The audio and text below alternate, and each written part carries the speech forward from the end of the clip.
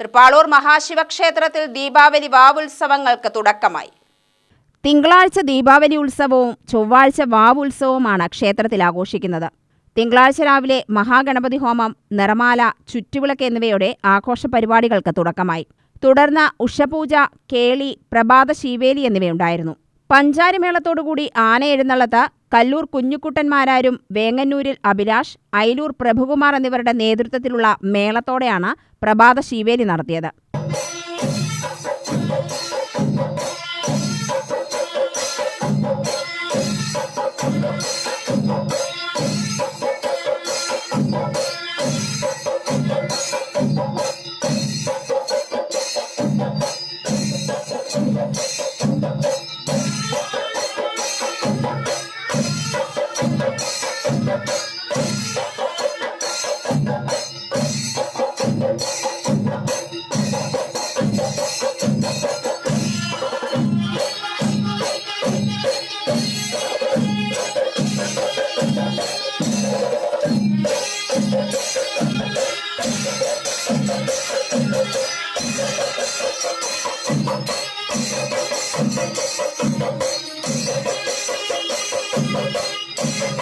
ഉച്ചയ്ക്ക് 2 മണിക്ക് കേളി, കൊമ്പ, കുഴൽപ്പറ്റ എന്നിവയുണ്ടായിരുന്നു.